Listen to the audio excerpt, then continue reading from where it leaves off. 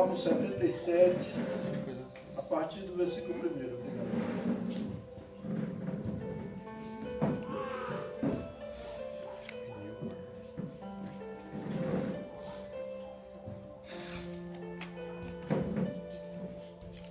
O texto fala sobre as grandes obras e a misericórdia de Deus.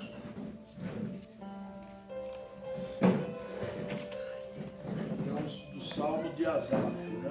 O chefe da música. Eleva a Deus a minha voz e clamo. Eleva a Deus a minha voz para que me atenda.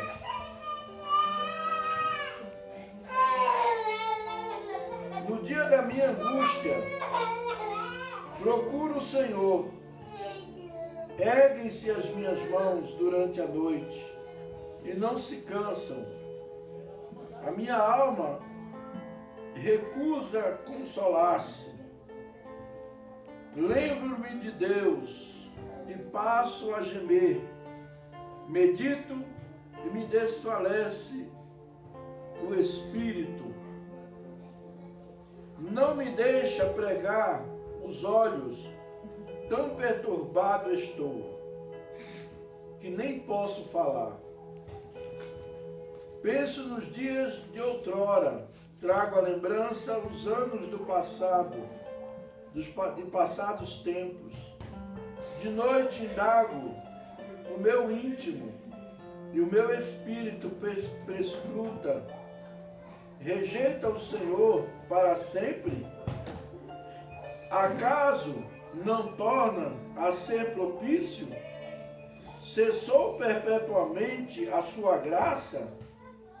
Caducou a sua promessa para todas as gerações?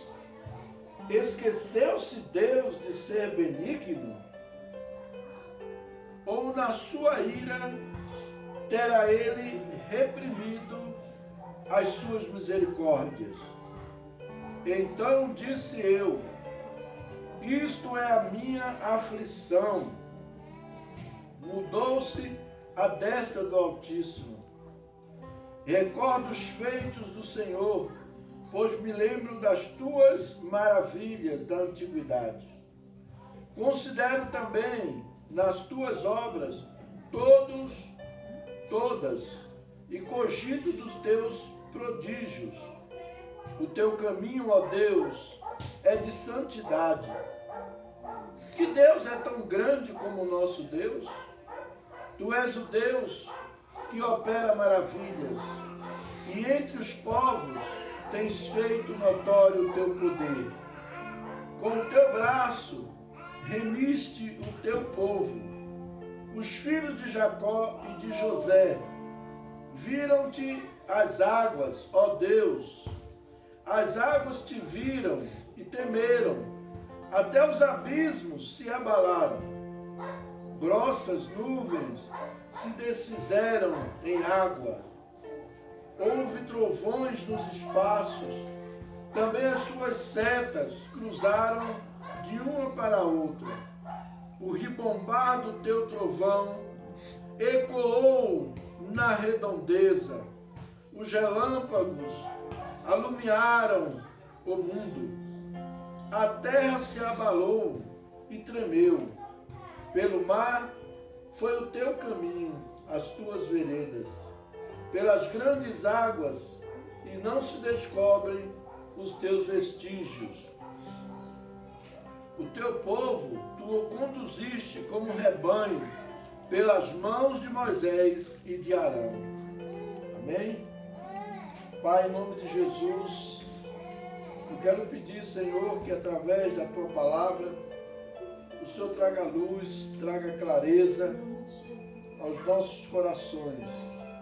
E que o Senhor venha trazer uma palavra rema para cada um de nós nesta noite. Eu te peço em nome de Jesus. Em nome de Jesus. Amém, Senhor. Amados, nesse texto neste salmo, nós vimos aqui, sabemos que os salmos eles eram cantados nas guerras, cantados nas celebrações, né? Eles recitavam, eles cantavam os salmos. E nesse salmo nós encontramos algumas observações importantíssimas, porque ele começa exaltando a Deus, né? Eleva a Deus a minha voz e clamo, eleva a Deus a minha voz para que me atenda. Aqui ele está fazendo um clamor, uma súplica, um coração aflito, um momento de dificuldade, um momento de tristeza, um momento de, muitas vezes, de desilusão. E depois ele continua falando que na angústia procurou o Senhor, na angústia eu vou procurar Deus. Quantas vezes na hora da angústia tem muitas pessoas que estão servindo a Deus, mas quando vem os problemas, quando vem a crise, quando vem a angústia, ele vai por outros caminhos. Ele procura se afastar de Deus, ele procura se afastar da comunhão com os irmãos, ele procura se distanciar, ao invés de ele correr para Deus, na hora da frustração, na hora da angústia, na hora da dor. Esse é o momento que eu devo correr para Deus. Não só correr neste momento, mas correr também em momentos de alegrias, em momentos de vitórias, em momentos de celebração. Mas nesse momento de angústia é a hora de clamarmos a Deus. É a hora da gente se apegar mais ainda a Deus. É hora de nós chegarmos ao Senhor e colocar tudo, jogar tudo na presença dEle. Apresentar a nossa causa, apresentar a nossa queixa, apresentar a Ele nossas dores, as nossas aflições. No versículo 3 ele diz: lembro-me de Deus e passo a gemer, medito e me desfalece o espírito. Não me deixas pregar os olhos, tão perturbado estou que nem posso falar. A angústia às vezes é tanta, irmãos, que você não consegue nem falar, que você não consegue nem abrir a boca. Quantas vezes já passei situações, não que eu sou super-homem, super-crente, super-santo, de forma alguma, mas momentos assim que chegar na presença de Deus e não ter nem como falar, e dizer: Senhor, eu estou aqui, só isso, eu estou aqui, o Senhor me conhece, o Senhor sabe quem sou eu, o Senhor conhece o meu coração, o Senhor conhece a integridade do meu coração, o Senhor conhece os meus defeitos, as minhas qualidades. Eu estou aqui.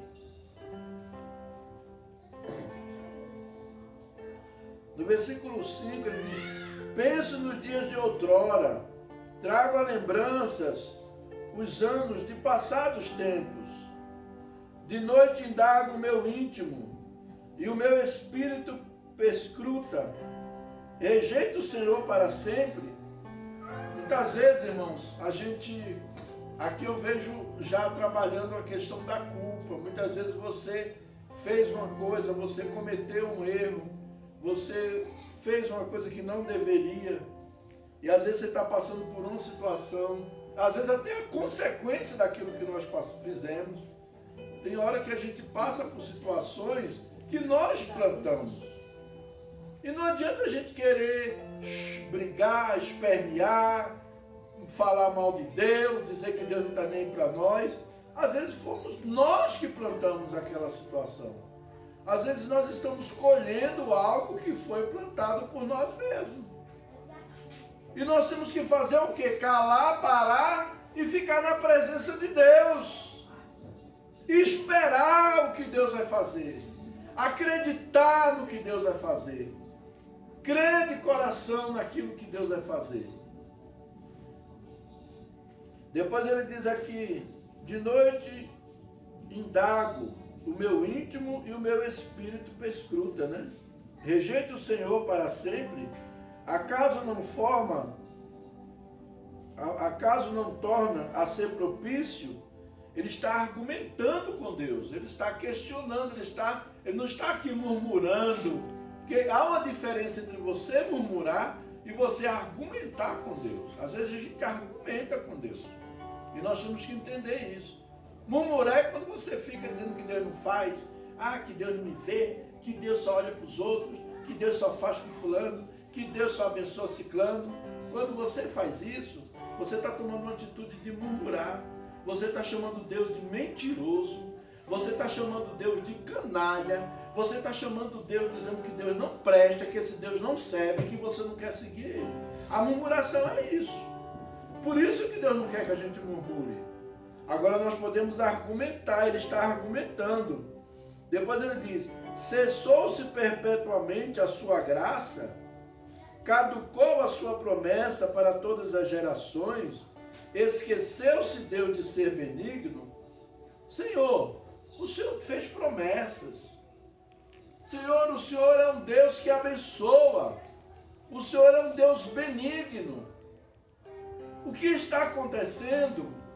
Por que eu não estou experimentando as suas promessas? Por que eu não estou experimentando nesses momentos a sua benignidade? Depois ele diz assim, ou na sua ira tem ele reprimido as suas misericórdias.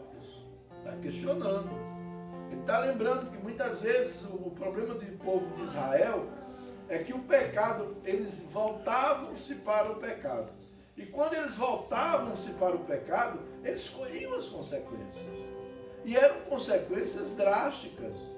Deus permitia que os inimigos deles alcançassem eles quando eles desobedeciam a Deus.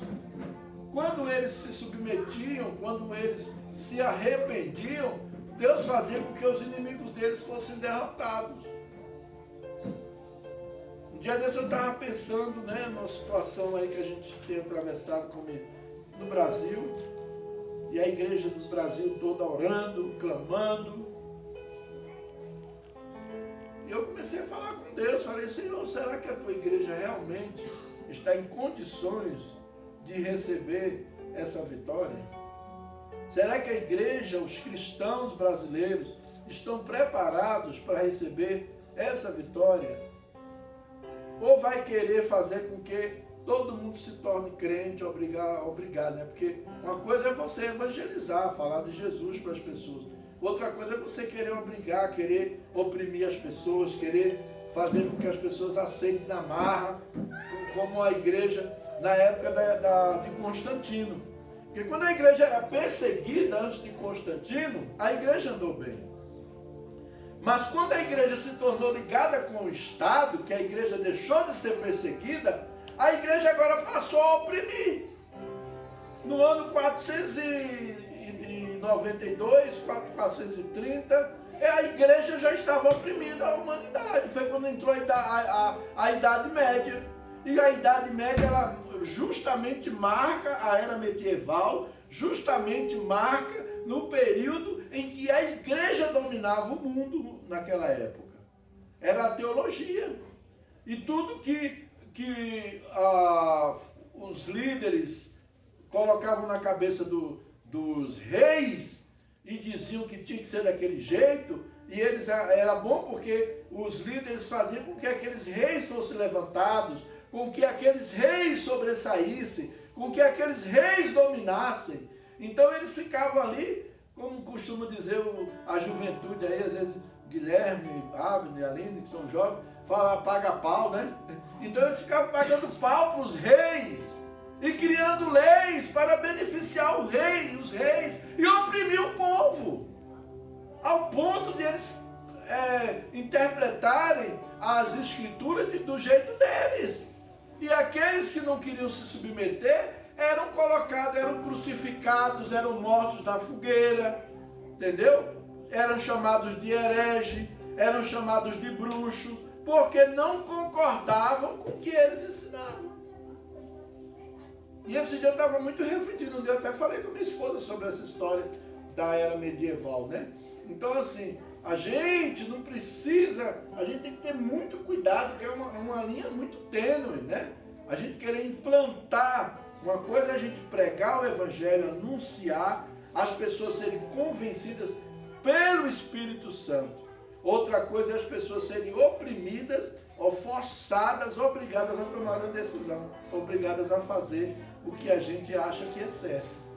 O que nós temos a Bíblia. A palavra de Deus fala o que é certo e o que é errado. Mas a pessoa segue se quiser, Deus não obriga ninguém a seguir. E às vezes a gente querer obrigar as pessoas a seguirem do mesmo jeito, né? Então esses são os cuidados que a gente tem que ter. Depois ele diz aqui no versículo 11: recordo os feitos do Senhor, pois me lembro das tuas maravilhas. Ele começou aqui questionando, falando se Deus esqueceu da misericórdia, se Deus esqueceu da sua graça, se Deus esqueceu da sua promessa. Ele começou a argumentar com Deus. Mas agora ele começa a dizer: recordo os feitos do Senhor, pois me lembro das tuas maravilhas da antiguidade. Muitas vezes, irmãos, nós começamos a ver só o que não está acontecendo. Que nem nós cantamos aquela música do Adelino Massal: se Deus fizer, Ele é Deus. E se não fizer, Ele continua sendo Deus. Mas muitas vezes, se Deus não fizer, já não é Deus para nós. Eu vou me desviar, eu vou para o mundo, e eu vou fazer, e eu vou acontecer, porque Deus não fez como eu queria. Então nós temos que lembrar do que Deus já fez na nossa vida. Eu vou fazer 60 anos. Eu tenho uma história de vida. Já experimentei muita coisa que Deus fez por mim. Já experimentei milagres. Já experimentei coisas tremendas na minha vida. Mas também já experimentei a disciplina de Deus sobre minha vida. Muitas vezes eu já fui disciplinado pelo Senhor.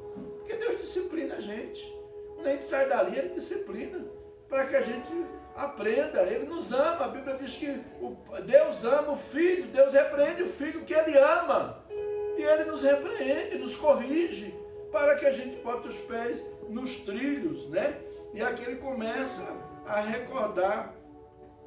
No versículo 12 ele diz assim: considero também nas tuas obras todas e cogito dos teus prodígios.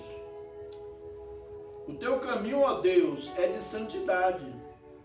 Que Deus é tão grande como o nosso Deus, ele agora já começa a exaltar, ele começa a adorar, ele começa a dizer, começa a elogiar, adorar a Deus. É isso aí, é elogiar, é reconhecer que Deus é Deus, é reconhecer a grandeza de Deus, é reconhecer as maravilhas.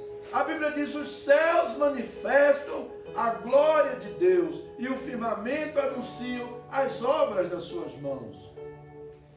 Temos que olhar para as coisas que Deus já fez, os livramentos que Deus nos dá diariamente, que a gente nem sabe. Às vezes indo de ônibus para o trabalho, dirigindo, né? Deus dá livramento para nós que nós nem sabemos. Um dia uma pessoa estava dirigindo lá, o outro bêbado veio com o carro para cima dele, não teve como ele sair, ele acabou morrendo, o bêbado ficou vivo. Você está entendendo? Então assim, quantos livramentos Deus tem nos dado? Na saída de casa, no caminhão na rua, no trabalho. Esse dia nós vimos a loja Van pegando fogo.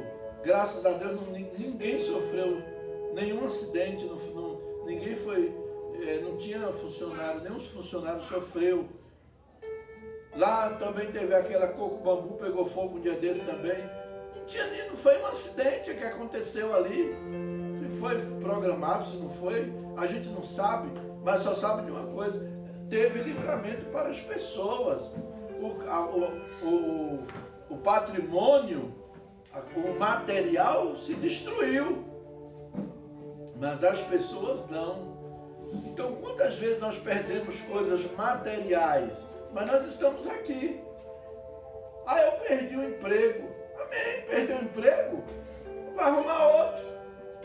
Ah, eu perdi um dinheiro, eu sofri um assalto, eu sofri perdi um carro, que meu carro capotou, amassou todo. Perdeu o carro, mas você está aí para comprar outro. Você está vivo. Então, quantos livramentos, quantas coisas Deus já tem feito na minha vida e na tua vida. Não só livramentos, irmãos,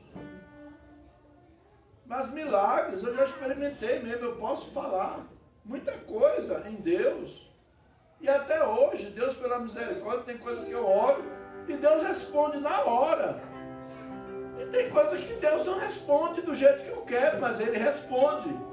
Nós temos que entender que Deus, Ele diz sim, espere ou não. Tem coisa que você ora que Deus não te dá. Por quê? Porque Deus sabe que você não está preparado para receber aquilo. Uma faca é útil? É útil. Mas você vai pegar uma faca de cortar carne e dar na mão da Alice, essa bebezinha? De jeito nenhum. Então, muitas vezes, tem coisas que são úteis. Mas Deus não nos dá, porque nós ainda somos meninos. Nós ainda não sabemos utilizar aquilo que Deus tem para nós. Nós vamos querer humilhar os outros, nós vamos querer nos exaltar, nós vamos querer nos exibir, ostentar e querer mostrar que é o bambambam, que é o tal, que é... E aí Deus vai segurando. Deus conhece o nosso coração, Deus conhece o coração.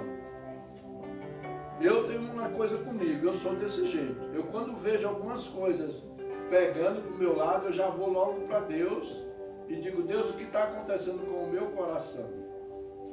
O que é que tem? Qual é o lixo que tem aqui, o entulho que eu botei aqui? Eu já vou logo para a presença dele. Porque eu sei que o problema não está em Deus. O problema está em mim. E eu tenho que resolver. Uma vez eu falei para uma pessoa, não foi, amor? Ela vai lembrar. A pessoa se lamentando da vida, reclamando, tá? Eu falei, o problema seu não é com as pessoas. O problema seu é com você. É você e Deus. Tem uma técnica do espelho que a gente utiliza na psicanálise, na hora da análise, que a pessoa está cheia de problema lá, tá. Aí você pega e bota ela de frente do espelho. Você pega e chama ela e diz assim, peraí você sabe qual é o culpado de todos esses problemas que você tem? Aí você bota o espelho na cara dela, ela olha assim. Ela toma aquele impacto. Mas depois você vai refrescando, né? Aí você vai, não, mas espera aí, vamos aqui, vamos. Você vai dando a refrescada, mas primeiro você dá um choque. Tem que dar um choque de realidade nas pessoas. O problema não é as pessoas. Tem gente mal-humorada, se lamenta, xinga, reclama. Ah, dá licença, meu irmão, sai de baixo. Né? Por quê? Por que você faz isso? Porque você acha que o problema é das pessoas. Você acha que o problema é dos outros. É os outros. Que você não vai para frente por causa dos outros. Ah, porque está com inveja de mim. Meu irmão está com inveja de mim é que vai ficar mais ainda. Porque eu vou orar e a inveja dele vai cair e eu vou para cima. Uma vez chegou uma mulher com o menino todo remelento, barrigão lá no hospital. Terminou o culto, já estava terminando o culto, já ela chegou com aquele menino com os olhos todos remelentos, menino feio, coitadinho. Aí ela chegou, o menino, bucho quebrado, né? Aí ela falou, ela não era evangélica, né? Ela chegou e falou, pastor, eu queria que o senhor benzesse meu filho, porque ele está com quebranto, está com o olho gordo, botaram. Eu orei pela criança, né? Algumas coisas, minha senhora, essa criança que está botando o gordo dos outros. O povo do Nordeste tem esse negócio de quebranto, de olho gordo, né? Mas as pessoas botam essas coisas. Hã? Vento virado. Vento virado. Então, assim, a gente quer arrumar a situação. A gente tem a cura interior, que a gente entende que tem pessoas que têm ferida, mas tem gente que fica o tempo todo na ferida, não quer curado, gente, no trauma. Eu falo para todo mundo, eu tinha um trauma, eu tinha um problema, eu e minha mãe, a gente tinha um problema, eu tinha um trauma, tinha uma frustração. E eu fui uma vez, fui encontro lá uma vez. entrou nisso aí, ministrou a cura e eu fui curado. Mas tem gente que fica curada e fica lembrando daquilo. Vai lembrando assim, minha mãe, que nada, minha mãe está aí, velha, vivendo. Eu digo, a senhora vai viver mais anos, né? Eu quero ir aí visitar a senhora. Porque você fica lamentando. Aí bota, não, meu problema é maldição. Tudo bem, tem maldição. Acredito que existe maldição. Existe maldição hereditária. Existe pecados, como é que se fala? Iniquidade. Nós oramos, nós quebramos, nós rejeitamos essas coisas. Vamos para frente, meu irmão. Não fica parado, olhando para trás. Não fica parado olhando para trás. As oportunidades estão na sua frente, elas vão aparecendo, né? Mas ficar se lamentando da vida, ou botando a culpa nos outros, ou tratando os outros mal por causa dos seus problemas. Ninguém tem culpa dos seus problemas, né? Aí o versículo 14, que é o versículo nosso desse ano, ele diz assim: Tu és o Deus que opera maravilhas. A palavra maravilhas quer dizer milagres. A palavra maravilhas, tem outra versão, ela fala milagres. Tu és o Deus que opera maravilhas. E entre os povos tens feito notório o teu poder. Com o teu braço remiste o teu povo, os filhos de Jacó e de José. Ele aqui está citando o quê? Ele está referindo-se, lembrando do poder de Deus que fez com que o povo de Israel saísse do Egito. Quando ele fala livrasse os filhos de Jacó e de José, ele está falando da libertação do povo. Quando Moisés tirou o povo do Egito, ele começou a citar, a trazer a memória. Eu vou dizer para você uma coisa, meu irmão. Quando você estiver passando por luta, quando você estiver com dúvidas, quando você quiser murmurar, não murmure. Lembra do que Deus já fez na tua vida. Lembra do que Deus já fez. Se Ele fez um dia, Ele pode fazer muito mais. Muito mais. Deus faz infinitamente mais do que tudo aquilo que cremos, do que tudo aquilo que pedimos. Deus tem infinitamente mais. Deus vai fazer. Eu quero dizer para você, pegue isso, segure, tome posse. Deus vai fazer na sua vida infinitamente mais do que você crê. Repita comigo, Deus vai fazer na minha vida infinitamente mais do que aquilo que eu creio. Aleluia. Creia, toma posse. Deus, Ele vai fazer. Ele faz. Amém? Em nome de Jesus. E esse é o versículo desse ano. Deus que faz milagres. Deus que faz maravilhas. Não importa as circunstâncias. Não importa o que nós estamos vendo. Não importa o que nós estamos vivendo hoje. Hoje eu fiquei muito decepcionado. Mas ao mesmo tempo eu digo, não, eu servi a Jesus. Jesus não me decepcionou. Os homens decepcionam. Mas Jesus não nos decepciona. Então pronto, eu segui a Cristo. Amém? Se Deus quer que a gente passe por isso, nós vamos passar. Né? Nós vamos ter que passar. Eu esperava que os homens tomassem atitude, porque Deus age através de homens. Mas os homens não têm atitude. E aí Deus vai e faz do jeito dele. Amém? Então nós vamos, nesse momento, eu quero orar. Eu quero orar por você. Eu quero que você que tenha um pedido, um desejo, algo grande na sua vida, que você espere em Deus, que você aguarde em Deus. Eu quero orar com você nessa noite. Eu quero ungir você e declarar na sua vida que esse ano vai ser um ano de milagre na sua vida. Esse ano vai ser um ano de milagres na sua vida. Você só precisa crer. Amém? Em nome de Jesus. E eu quero orar por cada um. Sai do seu lugar. Vem aqui, eu quero ungir você.